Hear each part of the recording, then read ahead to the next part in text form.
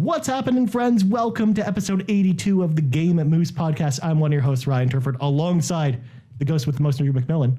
Hey, good morrow. Good day. It's not morning. I don't fucking know. Yeah, I don't fucking know either. I was up at 4 o'clock this morning. It's morning somewhere. And, of course, the Brock star himself, Brock McLaughlin. Hey, what's going on? I have a splitting headache today. This is going to be really fun. Well, join the club, homie. It is Sunday. Of course, ladies and gentlemen, if you're joining us for the first time, Brock is always like this on Sunday, but that's okay. Wow. I kid. All right. I am. So on today's show, we are going to talk about Final Fantasy VII again. Yeah. Because it never ends. Can they call the remake that? Yeah. Final Fantasy VII again. They might want to consider it. We're so fucking tired. We'll be talking about that on like the 400th episode, and it still won't be out. It's just gonna be like Kingdom Hearts. Exactly. It'll never come out. Why do you have to start it? This episode so sad. Well, you see, I'm already tearing up. We're also going to talk about Lego Dimensions and how much we're probably going to tear up about that too, and of course some other news, including Sonic Mania and some other stuff. First on today's show, we're going to talk about Nintendo's online services. Yeah. We finally kind of know what they are. Yeah. Kinda, sort of. Virtual console. They're kind of cool. It's not virtual console though. What do you mean it's not virtual console? All right, so let me explain. So first of all, back in January when they announced the Nintendo Switch at like the formal press conference. Yeah, I remember that. Yeah, they basically provided some details about their online service and how it was going to work. It was going to be like a paid service. You'd have access to some games and some cool stuff. It would be cool. So Nintendo this week issued basically a new website for the online service and detailed some new stuff, including the fact that the service will not be a paid service until 2018 now. It was supposed to be a paid service over the summer. Yeah. But they were going to guinea pig us over the summertime. Yeah. But now that's been delayed. So basically what's going to happen is online play will continue to exist in Nintendo Switch titles. That isn't going to change because it already exists for Bomberman, for Puyo Puyo Tetris, and some other stuff. But it will be free until next year. They also mentioned that they did before announce that there would be NES games or some kind of classic games along with your subscription. They sort of elaborated that it will be a compilation of classic game selections with added online play, focusing on the NES. We don't know about other consoles. They did, in the original announcement, they said Super NES and NES games, but now they refuse to even talk about SNES games. Interesting. It's something they're considering, in quotations. Dr. Mario on the go, though. Hell yeah. It's true. With online play? That sounds online awesome. Dr. Mario? I'm so into that. It sounds I like hated it's it as a fun. kid because I had no idea what was going on. Yeah. I wasn't a very sharp kid. Kind of like how whenever I played Columns, I'm like, what the hell am I even playing? Because I was a Sega kid. You got to play Columns. So they also... What the fuck is Columns? You don't know Columns? Is that some Tetris knockoff shit? It is the Sega... Sega's main puzzle franchise on Genesis. It's also one of only 2 Genesis puzzle games that I know. The other is Dr. Robotnik's Mean Bean Machine. Is that thing that was like the proto? What's the popular game the kids are playing? Yeah, Roblox. It's actually pretty much like Bejeweled. It's very Bejeweled. Oh, Bejeweled. Yeah, it's a match 4 puzzle game like Bejeweled is, or Candy Crush, or any one of those games. Are there microtransactions? If only. So the service itself is going to cost $399 US per month, $799 US for 3 months, or $20 a year if you want to go yearly, which is of course the best deal. That's dirt cheap. That's pretty fucking cheap. That's basically 2 months of PS Plus or Xbox Live. That's cheaper than Nintendo Power. Well, Wow. yeah, it's actually not wrong. Yeah. That's actually pretty accurate. It's cheaper than the magazine. Yeah. So what do we think about this? That's a very reasonable price. Nintendo could have easily Nintendo'd that and made it very expensive. Yeah, like stupidly expensive for no reason. Yeah, especially because their online play is not usually great. But here's why they're not doing that. Have you seen the voice chat setup for Splatoon? just gonna because they announced that too. Yeah, they along did. with photos. So here is what you need to voice chat on an Xbox 360 or a PlayStation.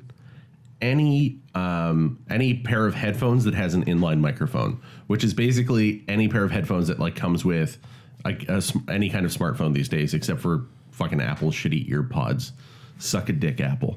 Jeez. Wow. They're awful though. They They're actually so are bad. really awful. They're really. And they might actually work on PlayStation because I think they're probably Bluetooth. They're probably blue. Yeah, they're ugly as fuck though. Anyway, but like you can get a like $3 pair of earbuds with an inline microphone. It's not the best experience, but it works, and you just plug it into your controller.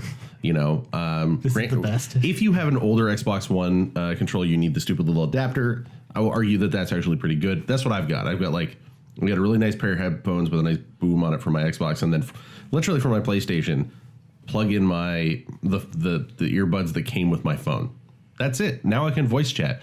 Now I can listen to the game audio on there, and if I want to if I don't want to scare my girlfriend because I'm playing Until Dawn, I can just turn off the audio and just pipe it. Like I don't have to do anything fucking complicated. It just all goes through one port and it's done. If I want to voice chat in Splatoon, I get the Splatoon voice chat headphones, Their official licensed one was by Hori. which are ugly as fuck. They actually look, but they look true to the franchise, though. I guess. That's what I like. Yeah, but they're really ugly. Sure, they aesthetically they fit into the ugly universe of Splatoon. So you put those on, you connect it to a special box. Yeah, it's a mixer, just like one of the Astro mixers. That you And you, which you also connect to your smartphone and your Switch.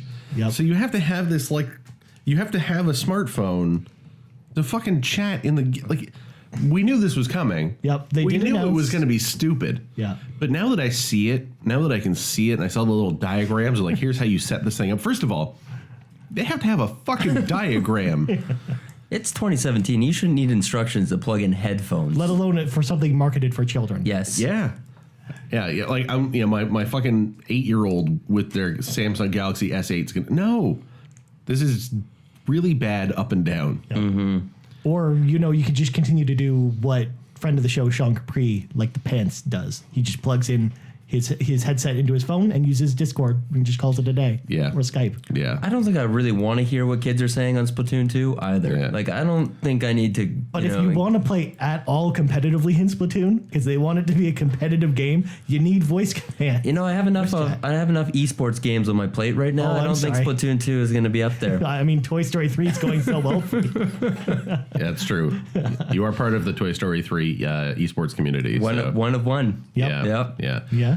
Well, you're referring to because you're talking. You and Sean played, and a bunch of people played Mario Kart, and Yep. you guys did that with Discord. Yep. So there's nothing to compel you to use their voice chat system at all. Not at all. If anything, it just the only benefit would be since it connects to your Switch in some way, or to your Nintendo account, you have your list of friends there. So maybe it's easier to join a game and voice chat in the same place, but you're still going to have the headset going to two different places, or just not plug your headset into your Switch. Yeah. That might just be the better solution anyways, is just to do what we do on PlayStation, where you just plug in your headphones with your mic on it, call it a day. The thing, to your phone. The thing my gut is telling me with all of this stuff, the delay, when they announced it, and it sounded just so half-assed when they announced it, the delay, their whole shitbird plan for voice chat, which sounds fucking awful. Everything up and down. It just says to me that this is super tacked on. They haven't thought this well through, and they're not committed to thinking it through. They just don't care. They're just it's just a box we have to fucking check. Mm-hmm. On top of that, when you add in Nintendo's history with online services, or matchmaking, horrible things like friend codes and the miserable experience that is the Miiverse and stuff like that. Why haven't they fixed that friend code yet? I'm sorry, but why? Come on. Yeah. It's not fixed. It's not a thing they want to fix. It's on purpose. It's designed as. Why would you make us have usernames and then remove them? Yeah, it doesn't make any sense. It's so I guess anyone can have any username. Yeah. You don't have to worry about people doubling up. You don't have the PlayStation problem where you can't change your name. Yeah. Which, by the way, better be fucking fixed at some point. Please. Yeah. Yeah. Well, I don't want to be Fresh obsessed forever. I want to be something else. So, yeah, there are. I don't have a good feeling about this at all. There's no way I'm going to spend money on this thing until I see it working. Yeah. I know that there's a bunch of Nintendo fans out there that you disagree with me, and you're just going to shell the cash as soon as you can. That's sure. That's your thing, you're a diehard fan. I get it. Yeah. You know. No, the but, one thing it might be worth it for is the virtual console games that they're not calling virtual console. Like the collection of NES games with online play might be worth it. It's really going to depend on how many games are there, though. Yeah. Like we've only seen 3, right? And the type of games. and how they work. Like we also don't know that. Yeah. So.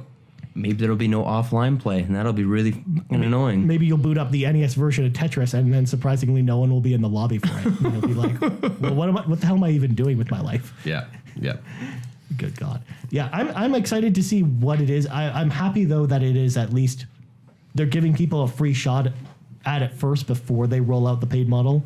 And for all intents and purposes, from all the Switch games I've played online, the online works great. Like so far now, like surprisingly good in comparison to Wii U or Wii's online. Like I've never had a problem finding matches or getting disconnects or anything like that. So I mean, I'm hopeful that this will be a good service. It just is a matter of what they're going to offer us and how we're going to. There's no Ethernet port on the Switch, is there? No, but you can buy an adapter for it. Just like the Wii U? Yeah, just like the Wii U. In fact, I think the Wii U one actually works with it because it's just a USB 3 connection, which I think was on Wii U as well. So I think I'm actually 90% confident that they both work. I feel like that's a huge oversight, not having an Ethernet cable plugged in. Yeah, but it kind of makes sense though because it's a portable console. Like, Yeah, I mean, excuse me, I get it. They didn't build it in because the Ethernet standard also it's big and chunky, so it means that it's a reason why Apple doesn't do it, right? Like Apple stopped including the full Ethernet port because it means that it restricts how thick your device can be or thin rather it can be. So it means that you'd either have to have a big bulge on it to accommodate the RJ45 port, or you'd have to work your way around it, which is not ideal. So I totally get. I mean, they could have done a little breakout cable, and aren't they talking about doing that? Or no, that was the Wii. The Wii breakout U cable? The Wii U, the Ethernet adapter, right? well, they already have the Ethernet adapter. You could buy it at launch. Right. So- and that's why it's like that. Yeah. It sucks, but I mean that's how it is. But also the fact, and you're right, the fact that they were portable focused is the reason why they did that. I mean, it may be they keep saying home console first, but it's very much designed like a portable console. It's very much designed as portable. Yeah, exactly. So, before we move on to our next topic, I do want to mention that E3 is coming up. It is, in fact, this coming weekend. So, we just wanted to let you know sort of our plans for that before we get into the next topic. So, we're all going to be here doing some Game Moose live streaming. So, you can check that out over at game-moose.com/live, I believe, right? game.moose/live exclamation mark. What is the permalink for that? Oh, geez, you got to look it up real quick. I just built the page today. So I'm sorry. Sorry. It is game-moose.com/live. There you I looked go. it up on my phone. Game-moose.com/live, and that's the mixer is embedded there. The chat's there if you want to chat. Yep. We'll send out notifications on Twitter, and there'll be a big splash on the page too when we're live. There'll be a big banner letting you know that hey, we're live and you can go watch us live. Yep. So our plan is after every press conference, pretty much with the exception of EA, we've sort of decided we're probably not going to do EA's, but with the exception of every press conference, we'll be talking about it right after the press conference live. We will continue to talk about EA. We'll talk about EA when we come back next week. Yeah. That's sort of how we've sort of decided. Yeah, we talked about it today, and we were kind of on the fence with it, just given EA's lack of commitment to E3 and doing stuff at E3. They're more focused on their own events and have been for a while now. Yeah. It's the same thing with Activision. Activision doesn't do anything at E3 other than just appear on other stages now, and for good reason, and that's because all their shit's huge. You don't need, WoW, Blizzard has their own convention. I don't give a fuck. Yeah. And then COD, it's just because of the co-marketing deals. That's the only reason why they're there. Yeah. So. Well, and Blizzard sometimes comes to E3, but it's only when they have console news, and that's it. Because they don't announce console news at their own convention. They always announce it at E3 because E3 is very much the console space and not the PC space.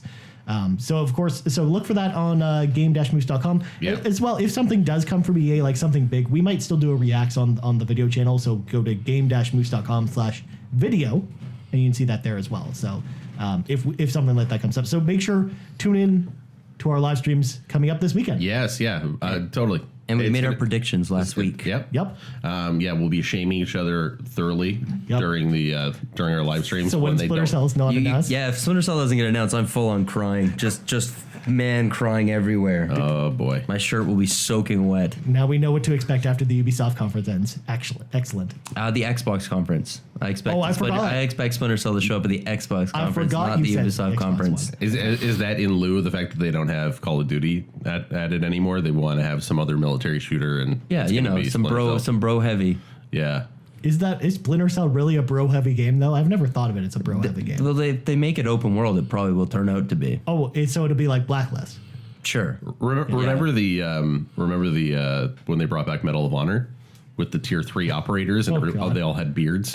It also had Linkin Park as well as the theme song. Of course. That was bro heavy. This year will be Imagine Dragons for sure. Oh, excellent. Imagine Dragons. Yeah. Well, I'll probably be really disappointed too when Hearthstone doesn't get announced on the Xbox stage either. Yeah. So, there you go. Wait, there's already a fun card game on the Xbox. You're good.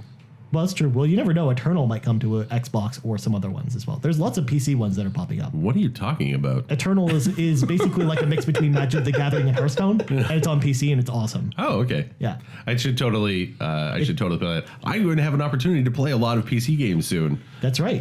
You're reviewing a PC. I am. I am going to review an Alienware laptop. It is going to be literally my first time playing with a PC in fucking years. Yep. Well, you played XCOM 2 on PC. I played XCOM 2 on PC. On a but really crappy PC. I have not played a lot of like In fact, this PC. Yeah, action games on this old HP piece of shit. It's not. I shouldn't. I'm sorry. I didn't mean to talk about you like that. Just for that, the podcast is going to stop recording. Yeah. All things are crash. This thing's actually served me well this last long time. But I've always been focused on like video editing and graphic design and stuff, which is where I make my bread and butter. So all the computers I had for years were all based on that. Like I had like Mac Pros and iMacs and stuff like that. Back in the day, I built a gaming PC when I was like in my teens, but it's been a long time. So that'll be a good opportunity to play some of these weird card games y'all talking about. Yeah. Yeah. Like Yu-Gi-Oh! Duel Links. I'm not playing that. I'd skip that one. That's an awesome game. Y'all should go play Yu-Gi-Oh! Duel Links. Yu-Gi-Oh!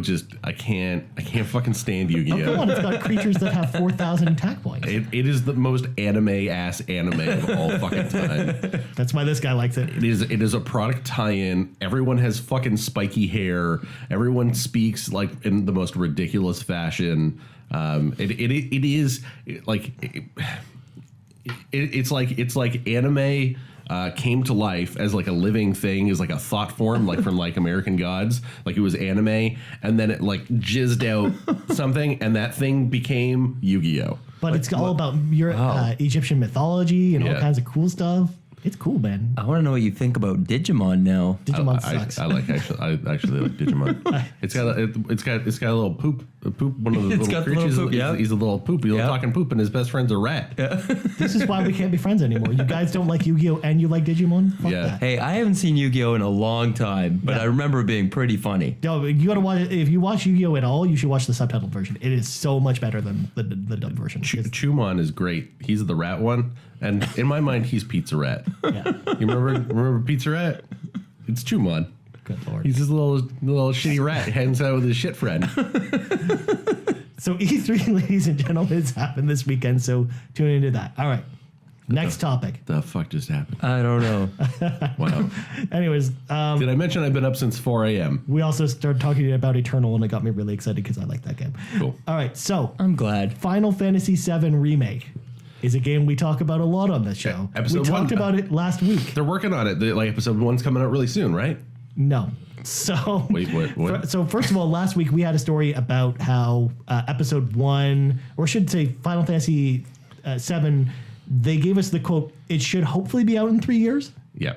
So sort of benchmarking on that, in an interesting move, Square Enix has moved all of Final Fantasy VII Remake's development in-house rather than staying at CyberConnect 2. CyberConnect 2 is the studio that makes the Naruto games, as well as some other anime licensed games as well. I think they make One Piece video games as well, but I'm not sure about that. So that would sort of explain last week's story, because remember the tagline on that story was that Square Enix was doing massive hiring for Final Fantasy VII Remake, Yeah. And now we know why, because now it's all in-house now. So they also announced that Hamaguchi is his last name. Sorry, I can't speak today. He's now the project lead for the game. He was the main programmer on Lightning Returns Final Fantasy VII, or Final Fantasy 13, and he was also the project lead on Mobius Final Fantasy, which is the Final Fantasy mobile game. So what do we think about that? Wow. That sounds fucking crazy. Well, that would also explain their statement in the job posting, which was, all right, we're now starting development of this game. Yeah. If you thought they were working on this thing, you are dead wrong. Yeah, we're not going to see this game for a very long time. Because it sounds like whatever progress they started, it's getting restarted. And I really hope it's not episodic. I really just want it all at once. Yeah. Yeah, it's going to be terrible. My hope is that because it's not CyberConnect, that it won't be episodic. But you never know because it's Square Enix and they make dumb decisions all the time. I can't wait to see a new trailer at E3. Yeah. Just to whet our appetite some more. How is it Square hasn't learned this lesson that every other developer on the fucking planet has, and that is don't announce your shit too early. Like every single one has learned that that's terrible. When you have really, really long like PR cycles, shit just always goes wrong. Always. And it's really hard to keep consumers' interest as well because, I mean, if you keep showing the same thing all the time for like 6 or 7 years, it doesn't come out, like Kingdom Hearts, like people lose attention. I'm not hyped for Kingdom Hearts anymore. Like I was when they first showed that reveal, like that looked awesome. Oh, I'm still hyped. But yeah, I think you're the only one now. I'm very excited. Yeah. But it's just not going to come out in like for ages. Yeah. Like now it definitely sounds like Kingdom Hearts will be the first one out of the two, barring Final Fantasy 7 maybe staying episodic and then still coming out first, but Yeah. There must have been some work done though. Yeah. There's got to be something there. Yeah, but part of me feels like it wasn't to the quality they want, so they might just scrap it. Like other than the assets. Well, yeah, I mean, you'll at least have that, and that's probably where they were at. I don't know how much actual like coding on the game they were doing. Yeah. Though they were, because they were talking about things like when they got a little bit into it, they're saying, don't expect this to play like Final Fantasy VII did. Like it's gonna be a completely different system. Yep. You know, because quote unquote RPGs have moved on. Like they've changed. You got that Final Fantasy disease. I think the implication was they wanted it to be more like 15. Yeah, the same battle system as 15. Yeah. Oh, Yeah. So that makes me sad. yeah, I know. So who the fuck knows what? I mean, this is just like this is nuts. They just Square, just shut the fuck up and put games out. Yeah. Like seriously. Yeah. I mean, Like enough is enough, man. yeah, because if this game doesn't come out for another 3 years, I'd rather they just not mention it until the year comes out. Absolutely. So what do they have Go now? dark. Kingdom Hearts. But that's not going to be out for, What 3 years, what can we expect from Square? Well, they also have that game. future. There is a game that we're going to talk about in a bit from Tokyo RPG Factory, which is one of their studios. Oh, okay. That's coming. I'll get into that news in a little bit. But they're the company that makes I Am Setsuna. So Right. I'm excited for that game. Yes. Yes, that looks excellent. We did get hype about that. Yeah. And then I don't know what else they have on their plate because, I mean, we know they're working on Tomb Raider. Yeah. Or at least we think. It was on the slideshow on the dude's laptop on the subway, so you never know.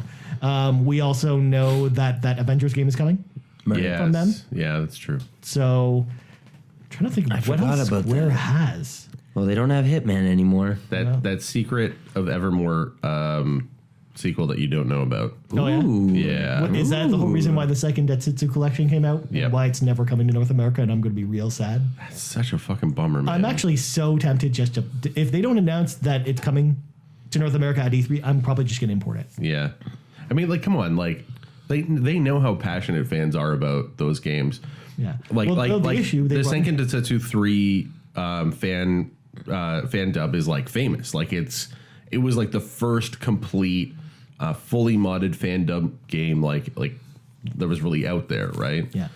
There are other games where people tried it, but like that was like a total ROM hack beginning to end, and it was a good translation. Yeah. I just don't know if they want to pay. Like they might look at it like this game is going to make enough money for us to go back and pay for the translation to be put into it.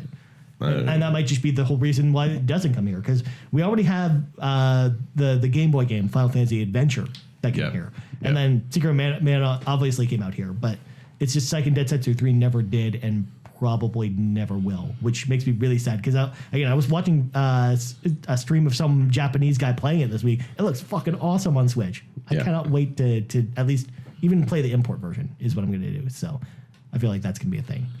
So back to Square, we really have no idea what they're doing at this point. They could have something else on their wraps that we just don't know about. Or maybe I just told you, Secret of Evermore. Yeah, okay. They should just really focus on Kingdom Hearts. I just want them to finish games. Or actually, they have Stormblood coming out this month. The Final Fantasy XIV expansion is coming out this month. I'm okay with that. And the Final Fantasy XII remake is coming out next month. Right. And actually, it is Final Fantasy's 30th anniversary this year, so I do think there will be more announcements Final Fantasy related this year. I never played 12. I think we talked about that. You never played 12? No. Yeah, it's okay. Man, it didn't look very good. I don't like the character designs at all. I played 11 and I hated it. Good for you. I hated it. To be fair, I actually used to really I fell down the rabbit hole of Final Fantasy 11. I really like that game, but going back to play it now, it does not hold up because you have to do every action in the game is in this sub menu, but then it's like 10 all the commands you actually want are like 10 layers deep with no action bars or programmable buttons or anything. So trying to play that game on PS2 is just ridiculous. Oh, sounds horrible. Yeah. Yeah. Okay, next topic. Speaking of something we actually like here at this table, Lego Dimensions is the thing that, first of all, we heard about Wave 9 this week, and this sort of is what brought this up. So Wave 9 is basically the last of the year 2 properties that they announced. So Teen Titans Go, Powerpuff Girls, and then Beetlejuice. So here's what they announced. So first of all of these are coming on September 12th. They'll have that release date, which is usually when we would get a year 3 announcement or release. We're getting a Teen Titans Go team pack with Raven and Beast Boy. So they're the 2-figure packs. A fun pack with Starfire, and then a Powerpuff Girls team pack with Blossom and Bubbles, and a separate fun pack with Buttercup. And then last but not least, Beetlejuice is getting his own fun pack. Because why not have Beetlejuice in a video game? Well, hey, you know what I'm really happy about? They announced something. This game isn't dead. Hooray! Yeah. Though we've known about these packs were coming for a while now. They actually announced them when they announced year 2 was coming all the way last year. Because they were supposed to come out in May this year. Yeah. And it looks like they've been they got delayed. Yeah. Yeah, because they had the Wave 7.5, and that was supposed to be this was supposed to be Wave 10 or whatever. That's out now. Yeah. So it begs the question, because I know at least Brock and I are huge Lego Dimensions fans. I know you haven't played it yet, Drew, but I figure it's a game you probably also really like. I'm also I love Lego and I love video games. I just haven't got around to playing it. Lego's all over this goddamn place. Yeah, I have bins and bins and bins of Lego at out near my out near my couch because I've been working on a big Lego project, and I'm writing something about Lego for Game Moose, and there's all I love Lego. Yeah. So yeah, I'm behind this 100%. Yeah. I just need to play it. Perfect. So let's talk about what we think is going to happen with the Lego Dimensions franchise in general, or what they're going to do with it. So Brock, I'm going to start with you because you're actually a huge Lego fan. Yeah. And you've mentioned it tons of times on the show. You're also just like being have almost all the Lego Dimensions figures. I do, yeah. It's my go-to game because it's so easy and enjoyable to play. Yeah, exactly. So what do you think is going to happen with Lego Dimensions, or what do you want to see? I really want to see a Lego Dimensions 2. I've said that before. It really needs an upgrade. There's definitely some old mechanics in there that need some changing, and the puzzles aren't very fun and exciting. And they've definitely been upgrading them as the expansions go. So I really think a Lego Dimensions 2 will be announced and released. I don't know how well it sells. It seems to be pretty damn popular. Mm-hmm. It's a reasonably priced for sure, $80, and it goes down to $50 all the time. Yeah. Which is a great price for it. And even the figures for the most part are sort of the figures are pretty really well priced. Good. The Goonies figure were amazing. Yeah. You could just buy those, and they're not that expensive, $15-20, and that's pretty good for Lego.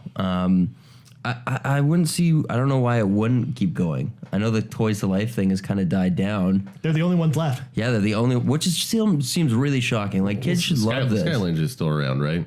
They haven't announced it. They said it was going on hiatus this year and pretty much indefinitely. Well, because they're beating a dead horse, right? Yeah. And that's the thing. That's the thing with fads, right? They come and they go. Mm-hmm. I mean, it's like the plastic instrument problem. But the reason why I think Lego Dimensions has an edge, just from a business perspective, is they already have all the stuff that they need, minus the electronics, is already there. They already have manufacturing and distribution and logistics and storage and all that stuff. That all just gets factored into what Lego is already doing. Even the licenses, because Lego already has most of those licenses. Yeah. Like they'll sometimes be reaching for things like Goonies or Teen Titans Or Gremlins. or Gremlins. But I mean, Well, Teen Titans is part of DC, which Yeah, is part of good point. WB. So that's all rolled into that deal already. Yeah, well, right. and I think Goonies is owned by WB too. Like I think it's the same deal. Yeah. In fact, a lot of those are. Yeah, they're all just like reciprocal licensing deals. So that's again, that's also easy to do. Yeah, because that's one of the things that always kills licensed games is that a lot of the development costs go towards obtaining the license. Yeah. So this is, and again, the other thing that killed that killed Infinity was they overproduced figures, right? So they had way too many and they were sitting in warehouses, and so that was unsold product and it was costing them money in just warehouse space. Lego already has all that shit figured out front to back. They know how to estimate demand really well. They have their own manufacturing plants. They have their own warehouses. They have their own like delivery and stuff like that.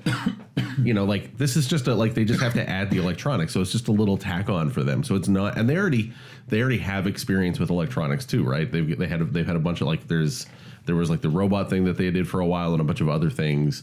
So for them, this is not a stretch, right? They already have their feet well planted in that business. And then you have the other side of it, which is the video game. Yeah, which is TT Games, of course, who makes all the Lego games. Right. And again, those guys were making Lego games for fucking ever. So I don't see how this is not like a win-win for them. I feel like they don't have the same problems that other Toys to Life people have. And as long as they estimate demand properly, they don't blow it out and just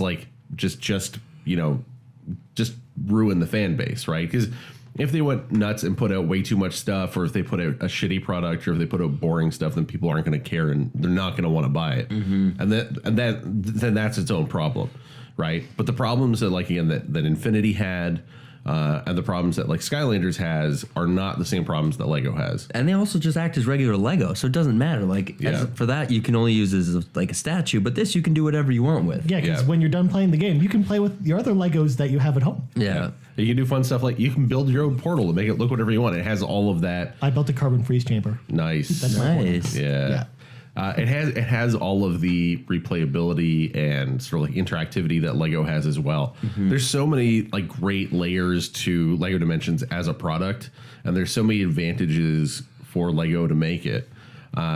It's only if like the software really stops selling, and if that, I think that's where they would have a problem. If the figures weren't moving at all and they were just collecting dust, after a while, that would be a problem. So I really would like to know. We don't have like MPD numbers for Lego Dimensions because we don't know what their sales numbers are. I couldn't find anything. And it's not. And Lego oftentimes doesn't talk about sales numbers. Yeah. So it's really hard to judge. Yeah, because I'm trying to think of the last Lego game I remember seeing on MPD just in general.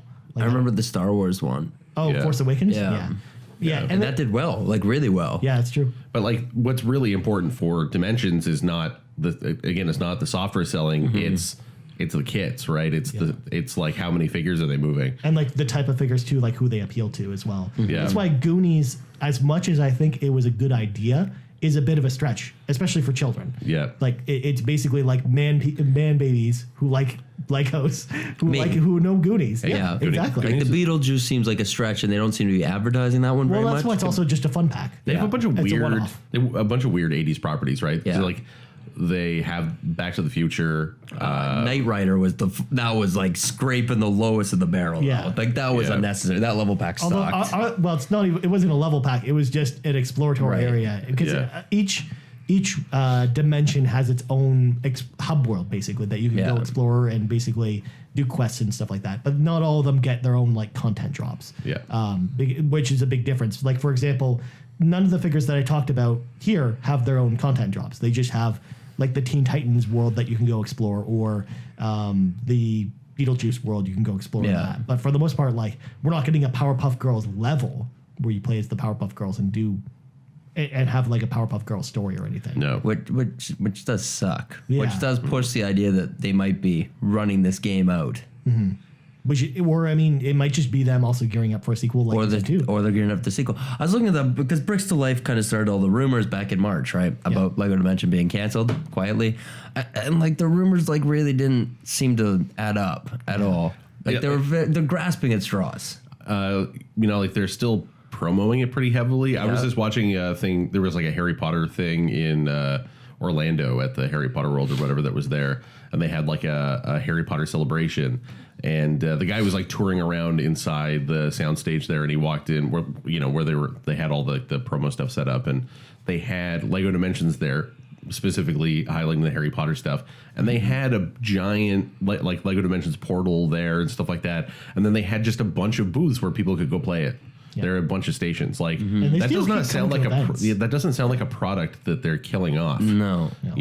So I don't know. They did that huge activation last year for the Harry Potter here too, and the new expansion pack, which was like a big deal. That's true. It was actually a pretty big setup here in Toronto. It was a huge setup. Yeah. Fantastic Beasts. Yeah. For that expansion pack. Yeah. I just don't think it's going anywhere. Yeah, I think the mistake they made with year 2 specifically was they didn't do what year 1 did and gave you sort of one-off properties that made sense. They kept tying it to movies. Yeah. And tying it to movie releases is always a tricky thing because if the movie's not good or if it's not popular, then your levels are not going to be great, or it's going to affect how the levels work. Like we've seen that time and again with licensed movie games, where they have to be out in time with the movie and they have to be tied to the movie in that way, which can lead to like disastrous results because you don't even have all the details of the film before it comes out, so you don't have the exact you don't know how everything's going to work, so you'll have a game that's completely different. So that sort of leads to some issues. Like I know I had that issue with the Lego Batman pack where it was very different from the movie and was not as good as the movie, which on its own was not an amazing movie. Yeah, no, I really thought that was overrated. It was fun. It was stupid. There was way too many childish jokes. Yeah, I mean, or even the new Ghostbusters, like having one a story pack devoted to the new Ghostbusters movie, I think was a mistake. Yeah, like it made sense in theory because Sony kind of thought it would make money, but as opposed to the original Ghostbusters one, which I heard was one of the more popular packs.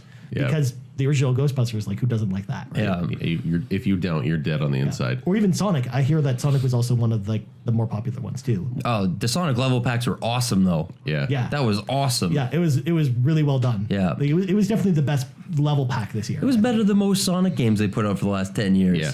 That's also true. That is embarrassing. What I really want to see them do is mix it up a little bit more with their own properties, with Lego's own properties. Because they have some like cool sets out there. They've got like Nexo Knights. Nexo Knights is cool. It's like these dudes are like future knights with laser swords and shit. The pirate world and like robot armor and stuff. Or even go back and grab like some of the classic ones, like the like their fantasy theme one, or the moon base or whatever. Yeah, like the ice base. The ninjas before they were the new ninjas. Yeah, not the Ninjago, but before. Ninjago's great. Fuck it. Well, they already have Ninjago though. Yeah. After year 1, they stopped talking about Ninjago. But that's they have. I think they're actually phasing out Ninjago. That's probably why. No, isn't a movie coming? Yeah, a Ninjago movie's coming this year. Yeah. That's weird. Yeah. Oh, yeah, because they just did a line. I don't know. They stopped talking about it, or at least like Lego as a property. They weren't promoting it as much. Do they still do the Bionic? Bionicle? Yeah. Bionicle's not a thing anymore. Yeah, it's not? It's something else now. But that's something they could tap into. There was rumored that it was coming to Lego Dimensions forever. It'd be tough to do, though, unless they actually gave you, like, specific Bionicle sets to put on the character pads. And that's the opposite direction the Bionicles went. They made them more modular. It was more build your own hero thing. But they have, they still do, the Bionicle kind of style, like those pieces and stuff for, they even have Marvel superheroes and stuff like that, where you or Batman and DC superheroes, where you build more Lego but action figure-y kind of things, with the ball joints and stuff. Yeah. That was the whole idea behind Lego Dimensions. Was it was kind of like it was tying directly into Lego the movie, and the idea was, okay, the Lego world is everything but Lego, like all of the properties we've got. It's like Lego Space Guy, and it's Lego Batman, and it's Gandalf. Lego Gandalf and Lego Space and all that kind of stuff, right? all just kind of jammed together, and that was kind of the fun, kind of weird. Especially with the soup of it campaign, all. because the campaign was very much going to all the different universes and having them all interact with each other. Yeah. Like the portal level with GLaDOS was awesome. Yeah. Like them bringing back the portal voice cast and then that intermixing with some Simpsons elements and some other stuff. That was great. Yeah, so like the fun of that was like you're right, like it wasn't just having the licensed stuff, but it was having the licensed stuff mixed with like the classic Lego stuff. I feel like they forgot the classic Lego part. How weird was that Portal expansion? That was bizarre. It was awesome. That was so weird. Like, how did that deal come about? I don't know, but Valve needs to make more Portal Lego. Yeah, they won't give us a Portal 3, but they'll give us Portal Lego. Yeah. That Lego level pack for Portal was basically a new Portal game. Yeah. It was just as long as a Portal game with all the type of puzzles you would expect in a Portal game. Yeah. So that's why I really liked it. Yep. Yeah, so I mean, that's sort of what I think. Like, I hope that there's a Lego Dimensions 2, even if they decide to shy away from the toys to life idea. I'm with you, Drew, in the sense that the wackiness of Lego Dimensions, bringing all the universes together, even if that's just a standard Lego game without the toys, I still think that would be a fun game. Yeah. It would just be disappointing if you didn't have the toys or with the new Portal or something like that. Yeah. Well, the Lego Movie 2 is slated for 2019 or 2018. So news might just be slow while they wait for that to kind of come around. Or maybe they're just shoring up the licenses, or maybe they just didn't feel the need to have everything out right away. So I'm hoping we hear about it at E3 in some capacity. WB is pretty quiet on things like that, though. They kind of just announce it. It's like, okay, here it is next month. Yeah, kind of like Shadow of War. Yeah, it just came out of nowhere. Oops. Yeah. No, but even without the Target leak, but I mean, like, even before that trailer was going to just drop one day. Right. It's just like you said, it'd just be out of nowhere. So, Yeah. I mean, I hope we get some kind of announcement from them at E3, because that's where they announced the original Lego Dimensions. Okay. When it was first announced. So I hope that they do something like that. But they'll also be talking about Lego Marvel Superheroes too, and maybe they'll wait until after that sort of marketing's over. But I hope to hear soon, because I don't like the idea of leaving Lego Dimensions fans in limbo, because I think that's probably the wrong move. So. All right, listeners at home, what do you think about Lego Dimensions? Let us know at gamemoosecast@gmail.com. That's gamemoosecast@gmail.com. You also find us on Twitter at game_moose_cast, on Facebook at facebook.com/gamemoosepodcast, or on Game Moose's website, game-moose.com, where we have all kinds of cool stuff to read. So we have lots of news to talk about as well, but we're going to sort of brush through a lot of the stuff, but we can sort of talk about whatever, I guess. We have lots of time left. So Sonic Mania. Speaking of Sonic. Yeah. Segue. A Sonic game I care about. Yeah. Genuinely. Sonic Mania has an official release date of August 15th, which is exciting because I thought that game was going to be indefinitely delayed. So it's coming on that date to PS4, Xbox One, PC, and Nintendo Switch, and it's priced at $26 Canadian, unless you jump right now onto your Xbox, because it's currently $19.99 Canadian. Oh.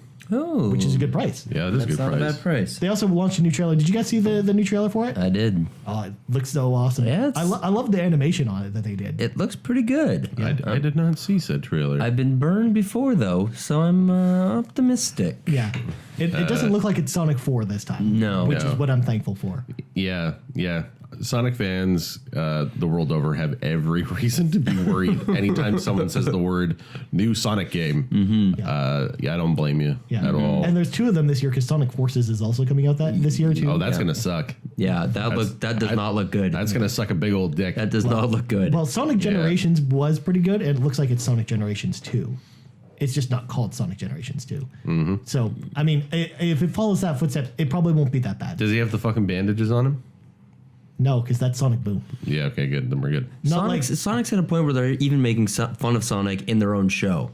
They also made fun of it in the Sonic Lego Dimensions pack too. Yeah. They're very self-aware that they know that they're fucking up Sonic. Yeah. Also, spoiler alert for that pack. My favorite thing about that, it was when they make fun of the fact that he can't, that he drowns. It's so good.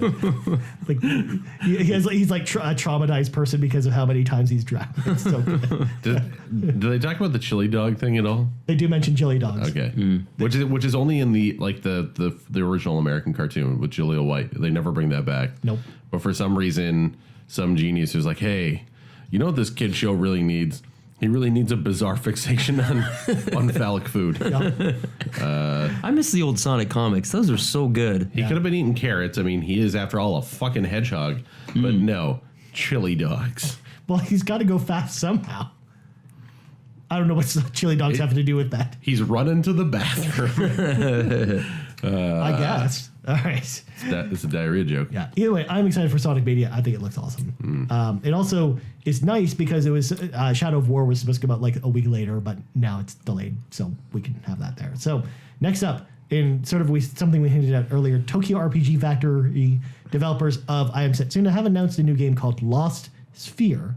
It is coming to Nintendo Switch, PS4, and Steam sometime in early 2018. It is not an I Am Setsuna sequel, but it looks like the combat system has been upgraded from that, and it's going to use like a similar combat system, which is actually almost identical to Chrono Trigger's. Yeah. Which was awesome in I Am Setsuna. Yeah. And the engine itself that it's running on is the same engine as well. So I am so excited for this game. Yeah. It looks amazing. yeah. Yep. So basically, it looks really, really terrific. yeah, like it's about you're trying to investigate sort of the world just disappearing into mist, basically, and it's sort of your journey across the world. You don't have to carry a magic crystal, do you, to keep the mist away? I don't know. If that happens, I will be really, really disappointed. Yeah, That was. I'm talking about Final Fantasy Crystal Crystal Chronicles? Chronicles for the Game Boy. It was Or also- not for that. Sorry, for the GameCube. GameCube. it was also more like you carry a bucket around. It was also on DS it was- as well. There it was was a DS version It as was well. awful. Yeah. The fact that you basically had to have one team member that's all they did. That sucked. Plus, That every was person. such a terrible mechanic. Also, everyone had to have a GBA with link cables hooked well. up to your GameCube in order to even play. When you did that was fun. Yeah. Yeah. But no, this game looks amazing. Yeah, like I watched the trailer and I was like blown away. I was Yeah. like, this looks like. Yeah. It seems like while it's not a story trailer, like it feels like they're carrying on sort of like that spirit of I Am Setsuna. The notion that they're like really mining some of the best, like really classic JRPGs. Yeah, and that's what Tokyo RPG Factory, when they originally announced that they formed that studio, that's sort of what they were designed for, is to tap into classic turn-based RPGs for Square. So it's while Square proper's studios don't want to do classic turn-based RPGs, this studio is basically designed just for that. And as well, like I Am Setsuna was an amazing game. It had some issues that people took issue with, but I think it was a great game overall. It was really sad though, and this game doesn't seem as sad. Maybe it just hasn't hit me yet. I don't know. But all right, next up, you want to go real fast? Well, EA has a game for you. Need for Speed Payback was announced. It's the newest game in the series that allows you to play from the perspective of 3 different racers as they try and take down the criminal cartel known as The House. It's coming to Xbox One, PS4, and PC on November 10th, and we'll see it at EA Play this weekend. They look so broy. Yeah, It looks incredibly broy. It looks very much like Fast and Furious, the video game. Yeah.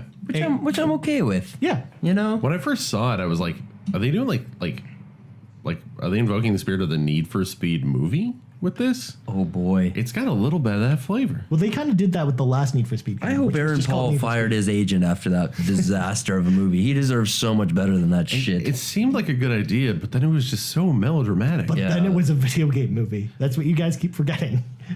Like, why? Why even call it Need for Speed? I don't. Because Fast and Furious was taken. Yep. It's an easy property that can be easily copied over with the Fast and the Furious format. If you're gonna do that, you got to put Razor Callahan in it. Yeah, I mean, that's just it. that's true. I mean, that's all we really want is Razor Callahan back. They also Right. they also avoided the curse that of Gone in 60 Seconds, where that was also one movie and then never existed again.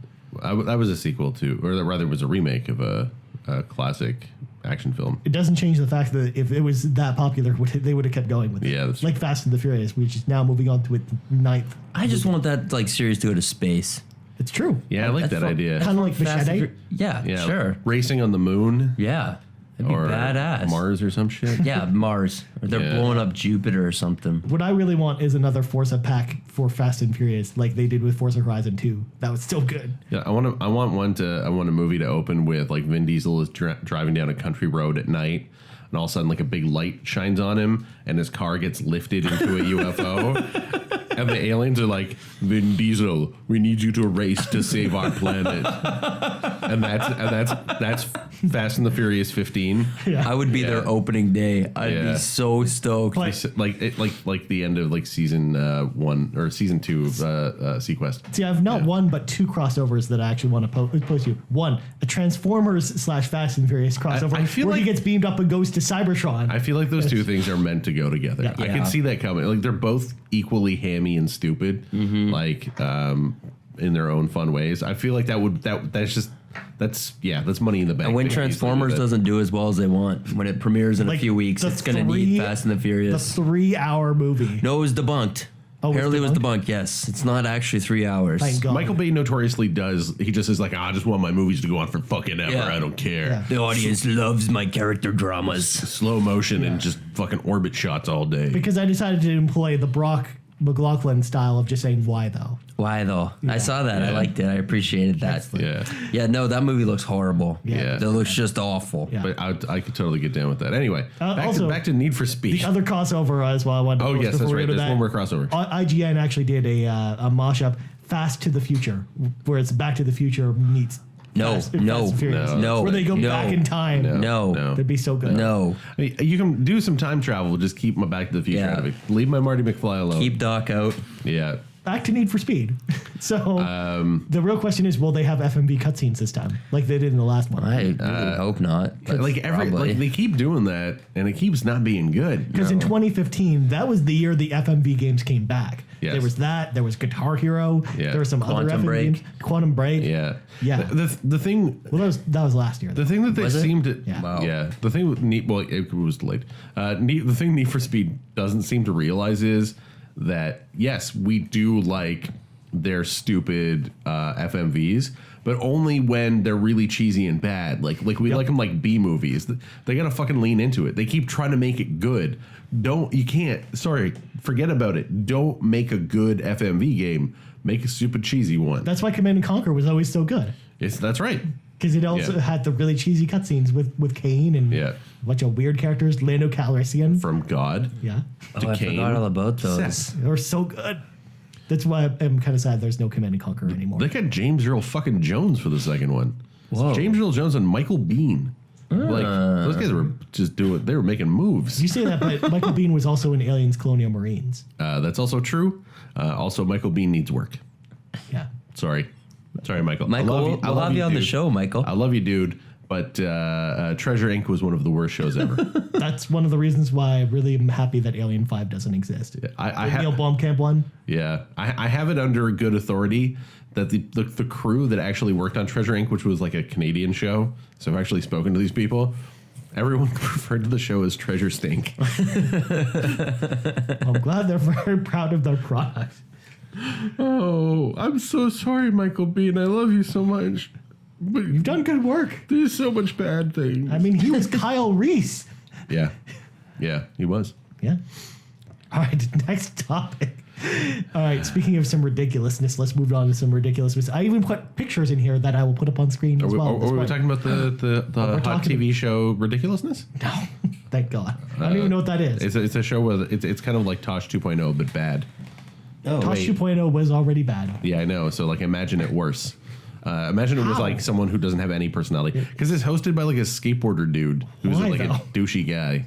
Rob Thomas? Rob, Rob Dydrick? Matchbox 20's Rob Oh Thomas. no, I meant Rob Dydrick. the last one. Yeah, Yeah. not Matchbox 20 Yeah. Yes, it's hosted by Matchbox 20. or the guy who created iZombie. Yeah, exactly. All right. So thanks to some merchandise leaks, because why not more Ubisoft leaks while we're at it? The new Assassin's Creed game has all been confirmed as Assassin's Creed Origins with a t-shirt and picture of the game's protagonist being on the t-shirt. Because why not? It appears to be that his name is Bayek, Bayek, and he has a shield, a bow, and hidden blades, and he looks just like an assassin. There's also a revamped version of the traditional AC logo with the Eye of Horus found inside the logo on the shirt. So on screen right now, you should be seeing the pictures that I'm also showing the guys here. Yep. Why? Why do they keep doing this to themselves? If Ubisoft were a boat, they'd be at the bottom of the ocean. That is a leaky ship. Holy fuck. Yeah. It doesn't stop. Yeah. I can't wait for this week. We'll probably get even more. We'll get their whole E3 thing. Probably their whole E3 presentation. I like that they made jokes about it, though. Drew, you sent us that tweet that Ubisoft posted. The one where they were making fun of their own leaks? Yeah. Yeah, Yeah, it was pretty good. Yeah, I can't even remember. Sorry. Yeah. My twitting is a blur. They also kind of hinted at in that video for the E3 press conference, the Ubisoft press conference as well. They also marked that there's one unannounced new IP in there, but it sounds like that's Mario and Rabbids. Yeah. If it's not, it'll leak this week. We'll know. Yeah, exactly. Good God. And I mean, come on. We got to talk about that shirt for a second, Brock. Looks real bad. What? We got to talk about the shirt. Oh, the shirt looks horrible. It looks really badly made. Yeah, it does not look good. No, that is not a shirt I want to own. I'm kind of a fan of this Assassin's Creed logo, though. I think that looks kind of cool. Yeah. I mean, it's different. It's so, like, plain, though. It's so Egyptian. Yeah. But, yeah, I like the assassin look. Mm-hmm. I'm into that. He totally looks like an assassin from all the previous games. The bow sounds cool. Yeah. Or having a shield. Like, how Also- can you have a shield in Assassin's when you're Creed? fighting through all those pyramids. Oh, it's true. You And gotta watch out for catacombs. snakes. Why did it have to be snakes? All right. Last news story before we sort of jump into what we've been playing. Shaq Fu, the Legend Reborn, has been given a fall 2017 release window. That was hinted at before, but they finally confirmed that that's a real thing that's happening, ladies and gentlemen. God, I'm excited. It also has been officially announced for Nintendo Switch. So the game's coming to Nintendo Switch. It had a new trailer this week as well. And the developer, who's the same developer on NBA Playgrounds, the NBA Street game that just released this week, Street style game, has stated that before the online feature is launched for that game, anyone who purchases that game on Nintendo Switch will receive Shaq Fu for free when it comes out. Oh, but Free Shaq you have to buy NBA Playgrounds? Yeah. Oh, that sucks. Yeah. It's not that expensive, though. It's Yeah, that game did not review very well, though. Yeah. At all. I like the idea of NBA Playgrounds. Yeah, it me seemed too. awesome. It seemed like an awesome idea, an officially licensed like NBA Jam style game. Right. But They no. sound like they screwed it up big time. Yeah, it doesn't sound like. I'll still probably pick it up just because I'm very curious. I love like that backyard kind of basketball feel, but yeah, I'm not overly hyped on this one. But how do we feel about Shaq Fu though? Oh God, yeah, fuck yeah, give me the Shaq Fu. Yeah? yeah, now. I will not play a new Shaq Fu until we get a new Michael Jordan in the Windy City That's true. video game. That's fine. I'll be enjoying my Shaq Fu alone then. Yeah. What are you talking about? I would be playing that game. Yes. All right. Shaq Fu, more like Jack Fu. I know what you're up to. What does that even mean? I don't know. It's like a More like shut up, Fu. We're gonna play some Shaq Fu. Fuck yeah, man! It's gonna be great. oh, the puns are really bad now. They're really bad. God, it's a horrible day. They're horrible. What a horrible night to have a curse. Shaq Fu though, I mean, what they show in the trailer looks kind of fun. I'm sorry, it just kind of does. They also reference a lot in the trailer that the first game really sucked. Yeah. So they know it. They know it themselves. At least they're self-aware. Yeah. Yeah, exactly. Yeah. All right. You're gonna fight that lizard man. He's gonna kick the shit out of you every time. Yeah. he just likes to kick. Also, we need to really do a Let's Play of Michael Jordan in the Windy City. Yeah. That needs to happen. Yeah. Yeah. It's a fun game. Hey, we got some time. We do have time. Extra Life is coming. We could. That's true. Yeah. I think it's already on the list for Extra Life. That's not going to happen for another 6 months though. Yeah, that's Extra Life true. is October, isn't it? I was trying to November. give myself some time. Yeah. You got to yeah. prep yourself. Is that it? Yeah. You want to borrow my Retron and my SNES copy of Michael Jordan in the Windy City? Yes, please. Oh Jesus. I need to practice up. All right, so let's talk about this week's new releases, and then we'll jump into what we're playing. So this week's new releases are The Elder Scrolls Online Morrowind expansion is out. I'm gonna do Tuesday. it. You talked about You're that. gonna I'm be gonna one of finally us. do it. I'm gonna join you. You're on gonna there. be an MMO person like me. I'm really stoked actually. You're gonna make a Khajiit Dragon Knight. Is that how that's gonna work? I don't know. Yeah. I have no idea. Not a clue. I don't know why I haven't picked up this game. Yeah. I'm a little, It's fun. I yeah, mean, it looks awesome. when Elder Scrolls Online first came out, there were a ton of issues, like all kinds of weird bugs. The content didn't scale properly, so you would go try and explore like in any Elder Scrolls game, and then you would just get demolished by level 30 enemies. Whereas they fixed all that. So Gotcha. I think that Elder Scrolls fans who haven't played Elder Scrolls Online this will be the time to play it, because it's more like a traditional Scrolls game now than ever. It's still an MMO, so it still has MMO tendencies. You're not the only one who runs around in the world. I'm sorry, that's just how it works. Yeah. Because every MMO is like that. In order to do dungeons, there are solo versions of dungeons, but sometimes in dungeons you might have to go with a group of people. It's dangerous to go alone. Yeah, exactly. That's true. And then therefore you have to conform to standard MMO practices, which means you have a tank, a healer, and then 2 DPS, for example. That's just usually how MMOs work. But there's a lot of cool features. There's a new raid. There's the new island, which is the same island from the Morrowind video game, although it happens before, like 700 years before the original Morrowind game happens. And in fact, this whole game, Elder Scrolls Online, takes place in the distant past. So for the most part, you go to a lot of the same locations you go to in other Elder Scrolls games, but they look different because it takes place in the past. So I'm excited about it. I've been playing it a lot lately, the standard game. We'll have a review on game-moose.com in a few weeks. MMOs always take forever to review, and we don't have early copies because it is an MMO, and they're always like that. So Marvel Guardians of the Galaxy Episode 2 Under Pressure is also out this week. Ooh. Yep. I didn't know that. Yep. That's exciting. Episode 1 was cool. So yeah, I'm excited to see where they go with it. Yeah. I really hope it doesn't fall off like Batman did. Yeah. Wipeout Omega Collection is out this week. That's the ports of Wipeout HD and then its expansion coming to PS4. Yeah. They're fun games on PS3. They're absolutely very fun games. Yeah. They definitely have a huge fan following too. Yeah. Twitter's been loving it. I wonder if this is probably them also testing the waters for a new Wipeout game. I've always loved the look and the feel of Wipeout. Yeah. I don't like in practice, like actually playing the game has not always gone the way I liked, but the ships always look cool and they have cool as fuck techno music. And I mean the racing's also really solid too. Like it's probably the best anti-grav series that's not F-Zero.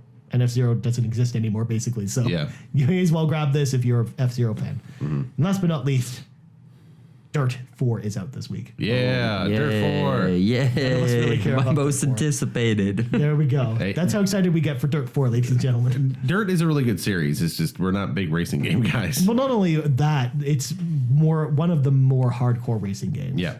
It's more of a rally racer, which I don't think any of us like rally racing. It literally is a rally. I like rally racing, the rally racing part. If you were to say like, hey Drew, here's a Subaru, go drive through the woods, I'd be like, fucking sweet. I don't mind watching rally racing either because it's really intense because it feels like they could die at any second.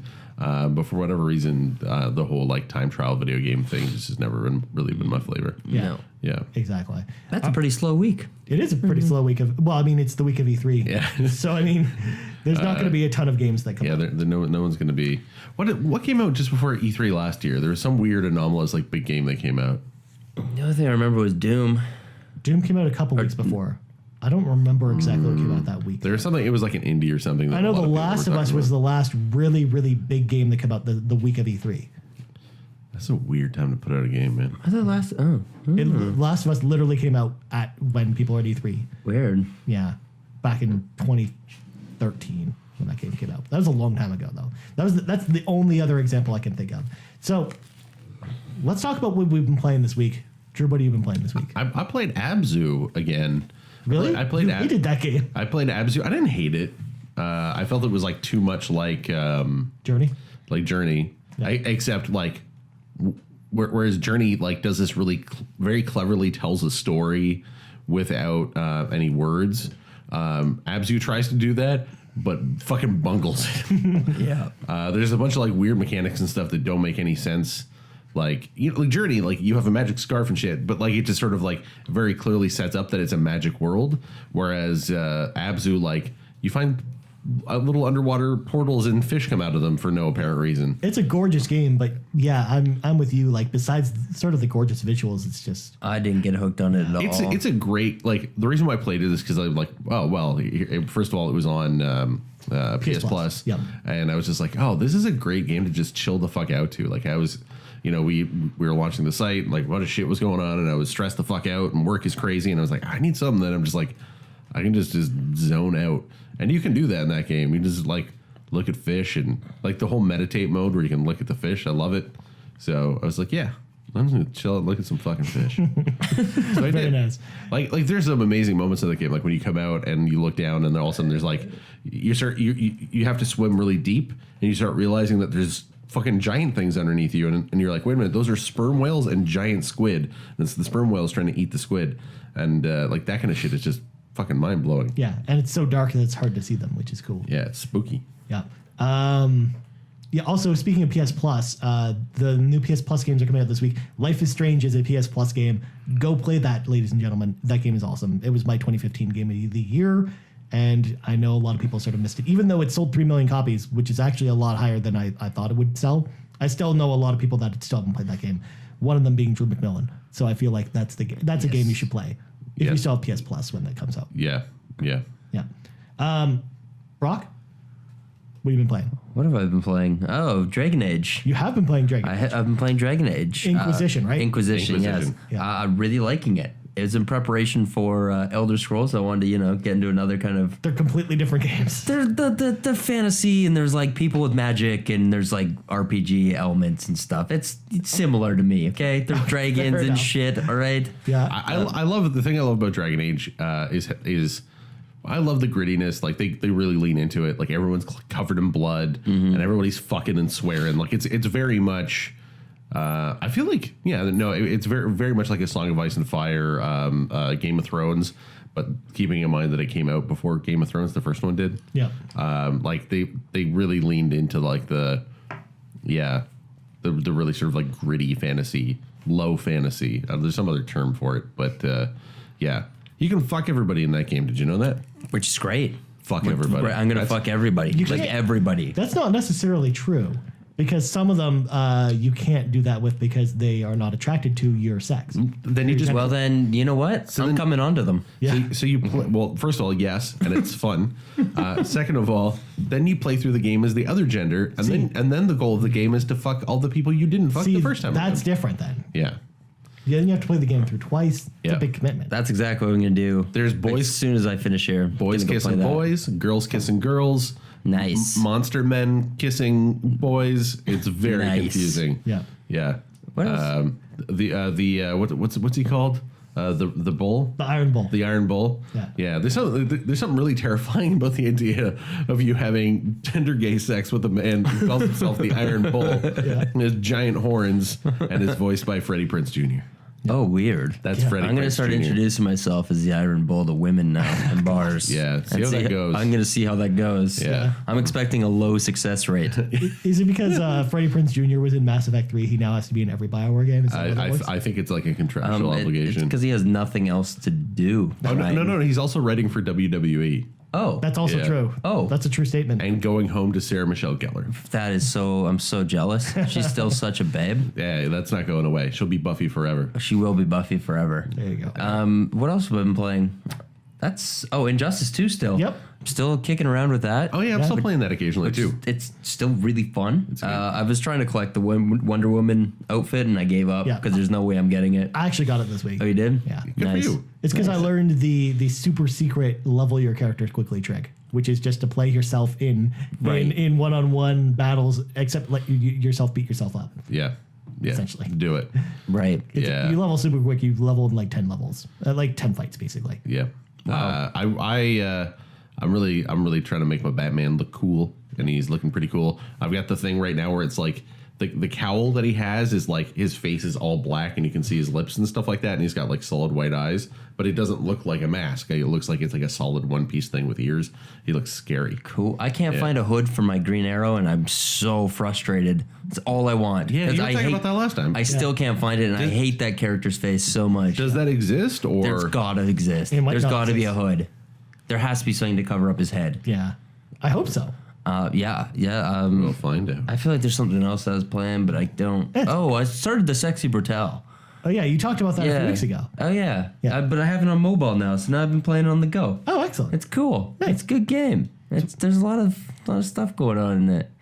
Sweet. Yeah. As for me, I got not one but 2 platinum trophies this week. Whoa. Yeah, I know. So first one, I was telling Drew off air that I played this game, and he was very surprised. I played Full Throttle Remastered this week. It took 2 hours to beat the game start to finish, and I got the platinum trophy.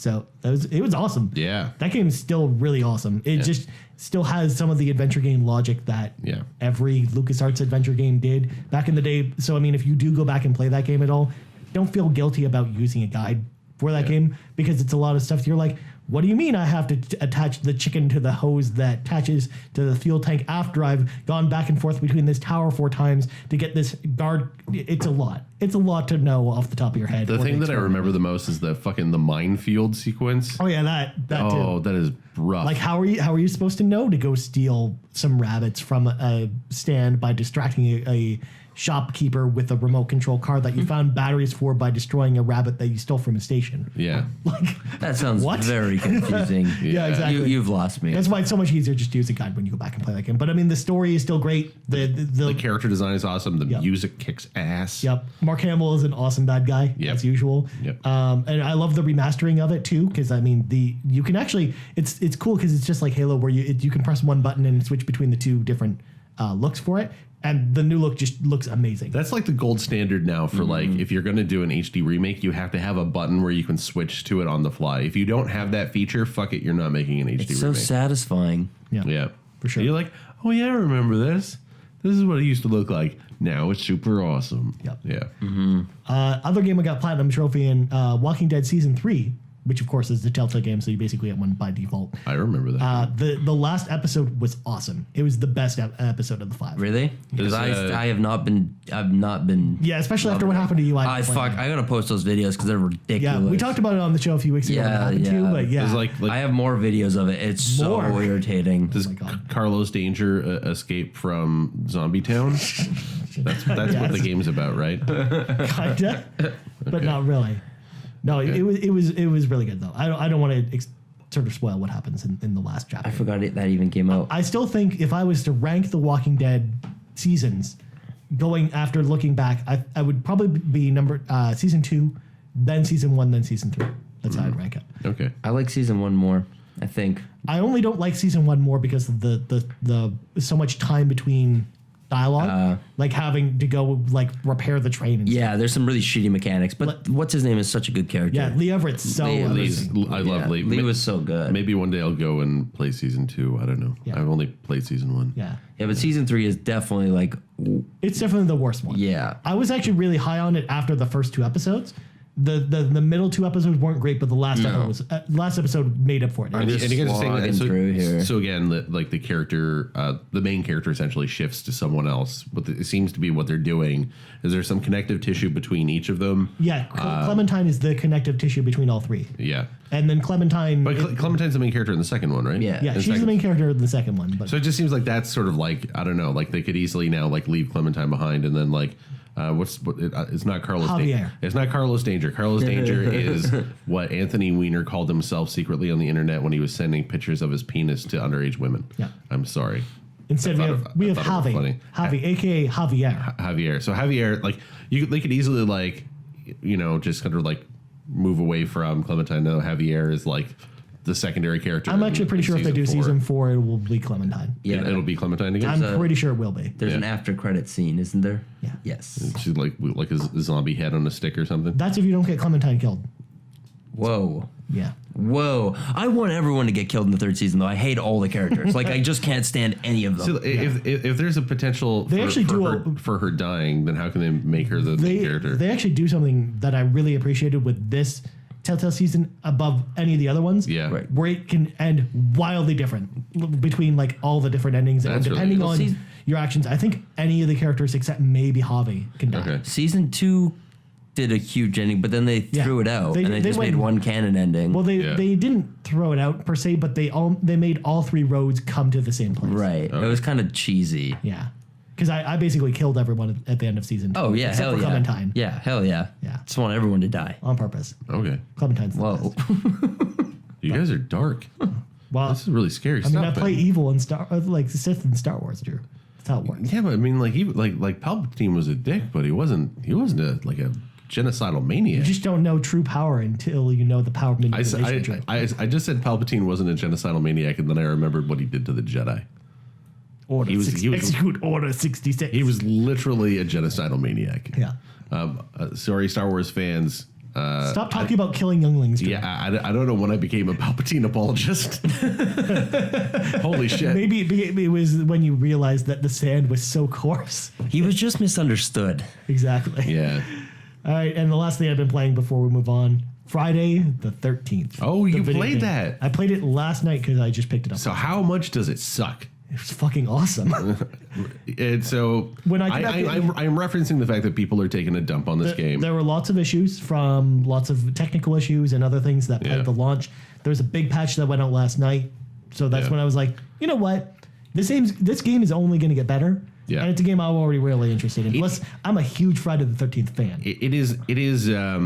It's not an easy game to make. We know asymmetrical multiplayer is hard. Like Evolve. It is an indie game essentially. Yep. It did not have a huge budget. These guys are like really reaching really far. Yep. It was a Kickstarter game. I'm willing to give them the benefit of the doubt. Like this wasn't going to be like Until Dawn, but like multiplayer with Jason. Like it's these guys are they're a small studio and like they're working within their limits. Yeah. And I'm not. And I think that like people's expectations were a little out of whack. I think so too. Yeah, for sure. yeah. I'm really curious to see the story mode. Yeah. Like holy fuck in this game. Holy fuck!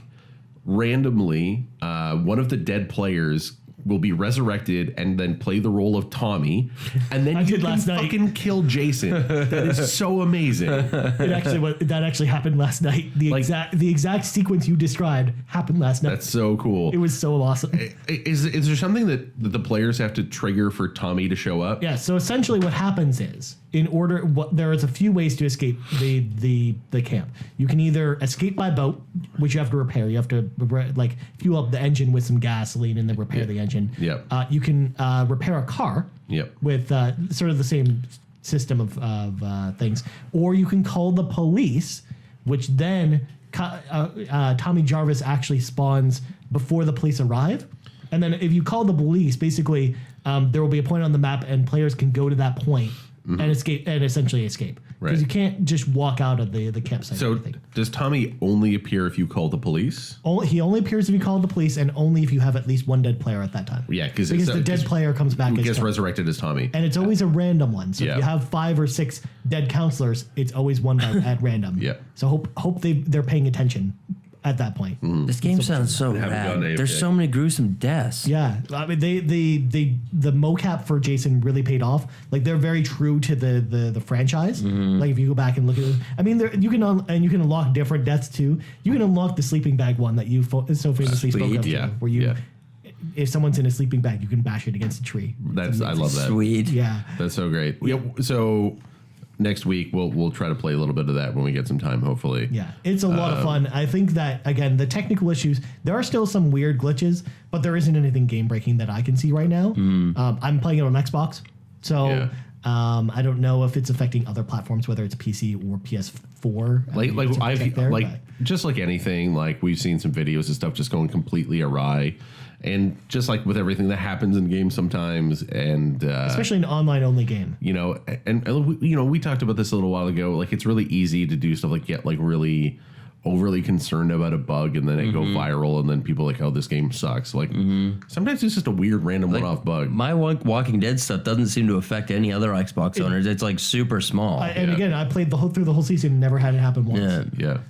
So like, there was some game recently we were playing that was super buggy. Mass Effect. Yeah, Mass Effect. Well, Mass Effect I did experience. I posted a few videos about that. I experienced some things with Mass Effect, but like not anything game breaking. But like I recently I was going through like my PlayStation save videos, and I found one where it was like me walking through a door and like my gun clipping through my face during a cutscene and weird stuff like that. But even stuff like that, it takes you out of the experience, but it doesn't ruin the game. Doesn't break the game. It's not like my Fallout 4 issues where it kept eating my save. Yes, that was the worst. That is really annoying. Yeah. Or by Assassin's Creed 2 experience where I got to the end of the game.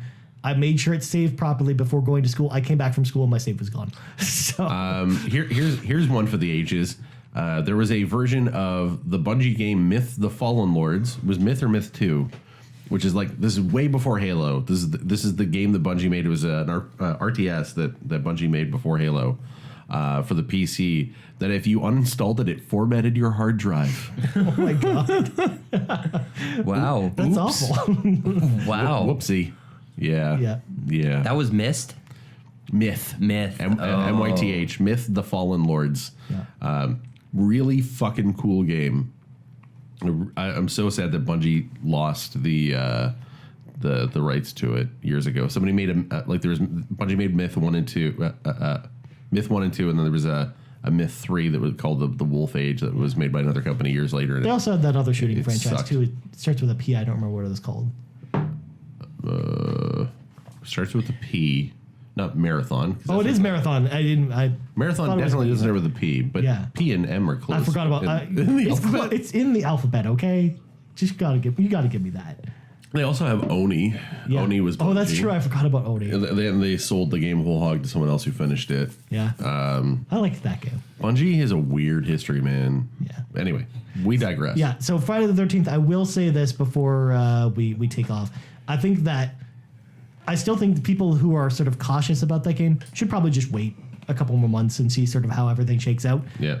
Again, since I'm such a huge Friday the 13th fan and watching a ton of gameplay from it, I made the conscious decision that it was okay to jump in, but I'm not going to tell everyone else that they probably should at this point. In fact, I think it's only going to get better once the single player's out, for example, like you hinted at it. I'm really excited to see what that mode is going to be. So maybe even just waiting till that comes out, it's probably okay. Also, I should point out as well, if you're living in Canada specifically, the PlayStation 4 version of Friday the 13th is $53, but on Xbox is $39. Why? Who knows? Well, it just is. I know where I'm playing that game. Yeah. So that's the whole like the other reason I got on Xbox too. So just wanted to throw it out there to save our listeners some few bucks. So before we sort of get out of here, I just want to say, of course, I hope everyone, because I know we have a lot of kind of funny best friends who listen to the show, all at Kind of Funny Live 3 this weekend. So I hope everyone had an awesome time. Oh, that's right. Yeah, I've been following in San Fran. Greg's been posting some awesome stuff. Yeah. He posted this hilarious picture of him dressed as Wonder Woman, and he keeps tweeting at Gal Gadot about it. and then The Rock made an appearance too through like a video and stuff. Like He announced his new hosts. Yep. Oh, yes, that's right. Danny O'Dwyer Yeah. is joining The morning show. And Andrea Renee as well. Okay, so that was one of the greatest things ever. I can't believe it. I read that news at like 4 this morning. And it's all the morning show is now divided into 2 shows essentially, where the morning show will not be about games, and then there will be Kind of Funny Games Daily, which will be a daily like half an hour to 45-minute podcast, similar to PS I Love You, which was sort of the PlayStation podcast, where it's very, very relaxed and jokey. We've talked about this before.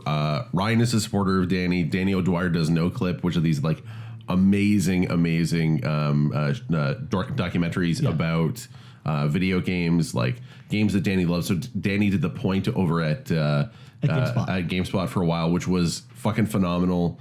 And then he branched off and did his own thing. He's been doing these docs. I just watched the one, like I fell asleep to the one watching the one for The Witness for the second time last night. Cool. It's so like they're so good. Yeah, they're so intricate too. They're so like in depth. He did like a whole thing about frog fractions, which is like hilarious. He's doing one for Final Fantasy 14, and I'm really excited to see it. Oh wow. Yeah, like where he went to Square Enix Japan's office and talked to them about it. Like, that's gonna be sweet. Yeah, it's like he's such a cool dude. I like he appeared on like a bunch of like Giant Bomb stuff, and so like the dude can talk. He knows his stuff. He's a really sharp guy. And Andrea is actually really awesome too, because I actually also support her new endeavor, which is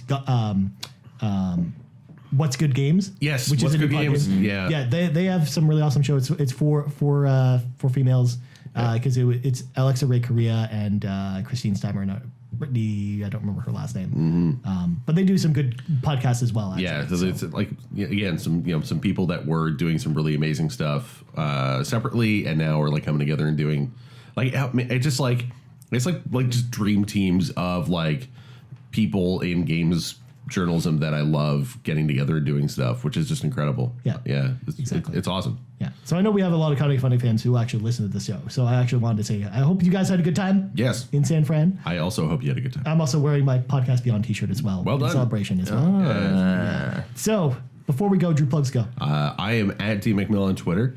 And game-moose.com is a website that has reviews, tech reviews, video content. We play tabletop games and video games and all that kind of stuff, and review movies and all that kind of cool stuff. So go there. Go to game-moose.com. I am writing a review about the X-Wing, or not a review, an article about the X-Wing miniatures game, which will be going up tomorrow. So if you have any interest in Star Wars and games and like Or even strategy customizing games, like small figures. as or well. like if So you're there's a lot interested in of like that element. painting minis. So like I used to paint minis professionally years ago. So that's a thing that I do. I'm going to be writing more and more about that. I'm going to be talking more about that. I'll be doing some regular articles about. We're letting you off the leash a little bit Yeah. to talk about that. Yeah. So yeah, that's what's up. That's my plugs. Sweet. Brock, what's going on with you? Oh, what's going on with me? I'm Brock McLaughlin on Twitter. You can find me at brockstargaming.com or just Brock McLaughlin everywhere else. Posting some on Instagram there. Perfect. You had lots of posts from last night. You went to some UFC event. Yes, I went to see. Actually, it was UFC match live in VR, which Right. was pretty cool. So you could watch it from the top of the octagon, which is neat. I'm not a big UFC guy at all, but it was a cool experience. And the hockey game was on. I'm cheering on Nashville.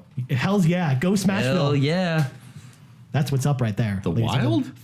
No, the Predators. Predators. Oh right. I'm going to say right now, fuck the Penguins. That was Yeah, Minnesota. big time. They've had it enough. I hate the Nashville's Penguins. one of my favorite states. I love Nashville. I spent a lot of You mean time there a few Tennessee? years ago. So yeah, go Nashville. Tennessee is amazing. I'm going to just throw that out there right now. That was Sorry, I meant Tennessee. That's all good. Right. the Wild Hills of Tennessee. Yeah. So They have good food there. the They Appalachians. do have amazing food. A lot of barbecue. I Hells get yeah. really, really fat living there. Oh, man. Yeah. Yeah. I just- Especially if you go I- to Memphis. Whew. Happy hours like 2 beers for $1. I'd just be drinking and eating ribs all day. Yeah. I would go blind within the first 6 Oh months. yeah, from- just they from got that moonshine still kicking that, around. That alcohol poisoning. It would not be good. Nice. Yeah. We love you, Tennessee. Represent. Hells yeah. And as for me, you can find me on Twitter at Ryan Turford. That's TURFORD. You can also find me on GameMoose.com. Yeah, Game-moose.com. I don't have to Game-moose. plug a whole bunch of other stuff now. Yeah. It's great. Yeah. Yeah. I like this now.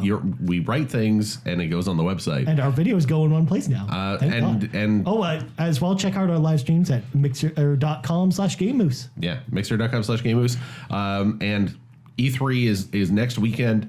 We are streaming the fuck out of it up and down. We're going to be reacting to all the big press conferences except for the shitty one that EA is doing. Or maybe not. I don't No, know. it's probably going to be good. It's just a matter of, Is it do we worth, really want to sit and watch the FIFA announcement for 20 minutes and then talk about it? is it worth talking about? Are they going to put Pele up there Isn't again? that the one with Zac Efron though, where he was really Jamie Foxx when they were super stoned? No, that was oh shit, what was that? They had some weird celebrity though last year too, That was PlayStation and that was Call of Duty and it was Snoop Dogg, Oh. Zac Efron, and Jamie Foxx. and Jamie Foxx and a bunch of other people. And Snoop Dogg was like, I got a secret weapon. And it was weed. The secret weapon was, they like cut back to him and he had a giant fucking joint in his mouth. I mean, you're not Fucking wrong. giant bomb did a hilarious thing. They're like, I bet it's weed. And then they cut Snoop Dogg with a joint in his mouth, like later on the press conference. They're like, it's weed. Of course it is. Yeah. I also should mention as well that with our E3 stuff as well, if you can't catch the live show, they'll be on the podcast. We're going to sort of take the audio and sort of branch it out. And Yep. What we can anyways. Yeah, What, so- what we can salvage. Yeah, no. There will be audio versions of all the things Plus as the videos. like supplementary podcasts, and we will be very tired, but they'll be out there. Yeah. Plus the videos will be on the video on demand on the YouTube page, the Game Moose YouTube page. Yeah. Or as well just on game-moose.com. Yep. And under the video section as well. Absolutely. There was also something I was going to tell everyone, but I do not remember what that So is. I think the most important thing is watch our E3 live coverage. Please It's going to come be out. great. Yeah. It's going to be great. And I mean, if you guys have something you want us to talk about, of course, for next week's show that came out of E3 that we didn't mention, of course, let us know at gamemoosecast@gmail.com. Yeah. They're all run together now. We have so much Game Moose stuff. You can also So confusing. You can also email gamemoosecast@game-moose.com if you really wanted to too. Why you do this to Don't us? worry, Ryan. There's only one inbox. It all gets redirected to one inbox. I hate you so much. Send those nudes. I'm Yeah. waiting. Brock's still waiting for his hot news. Anyways, Yeah. for Drew McMillan and Brock McLaughlin, I'm Ryan Turford. This has been episode 82 of the Game Moose podcast. And we are out until this weekend. Bye.